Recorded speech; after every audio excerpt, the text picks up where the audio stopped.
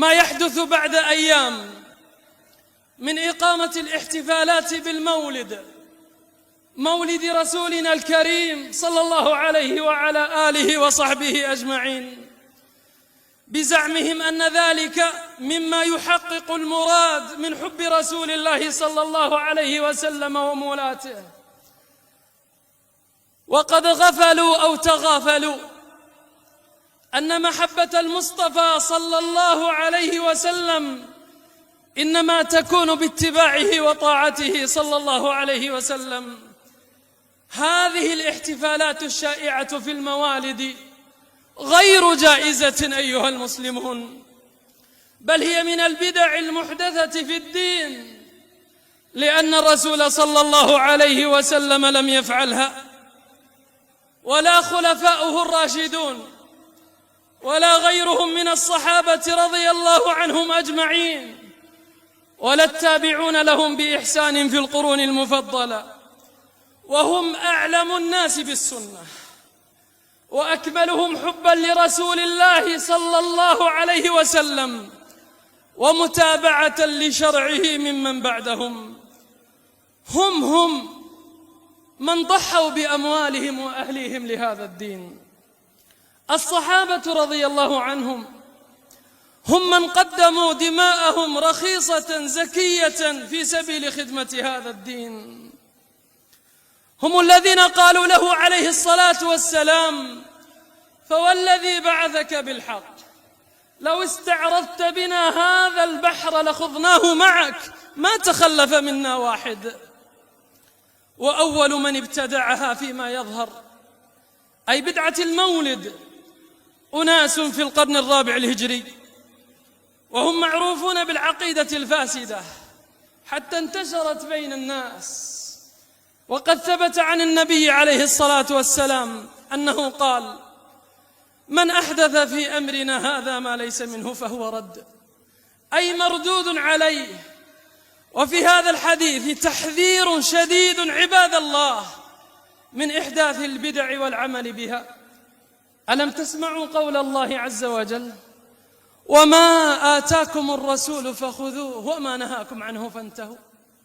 ألم تسمعوا قول الله عز وجل: فليحذر الذين يخالفون عن أمره أن تصيبهم فتنة أو يصيبهم عذاب أليم. وإحداث مثل هذه الموالد يفهم منه أن الله عز وجل لم يكمل الدين لهذه الأمة، وأن الرسول صلى الله عليه وسلم لم يبلغ ما ينبغي للأمة أن تعمل به، حتى جاء هؤلاء المتأخرون فأحدثوا في دين الله عز وجل ما لم يأذن به.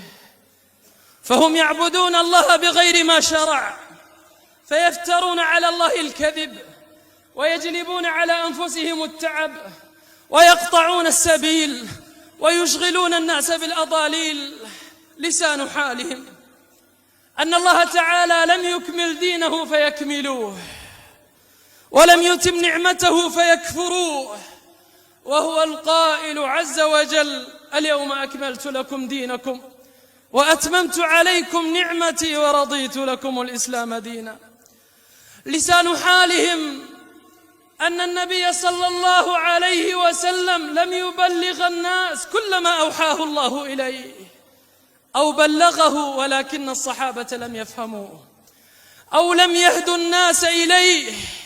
وهذا أبو ذر يقول رضي الله عنه وأرضاه: لقد تركنا رسول الله صلى الله عليه وسلم وما يحرك طائر جناحيه في السماء إلا ذكرنا منه علما. فما أظلم هؤلاء المبتدعة، ما أظلمهم لربهم، وما أقل توقيرهم لنبيهم، وما أعظم جنايتهم على الصحابة، وما أضرهم على أنفسهم، وما أشأمهم على مجتمعهم، وما أجرأهم على دين ربهم. فيا ويلهم، يا ويلهم، ما أعظم ما جنوه، وما أسوأ ما افتروه، فما حجتهم عند الله يوم يلقونه. يا ويلهم، ماذا يقولون لرسول الله عليه الصلاة والسلام عند الحوض يوم القيامة، عندما يقول لمن ابتدع في الدين وغير وبدل: سحقا سحقا لمن بدل بعدي، سحقا لمن غير بعدي. أي فضيحة وعار أن تطرد من بين يدي المصطفى يوم القيامة صلى الله عليه وسلم.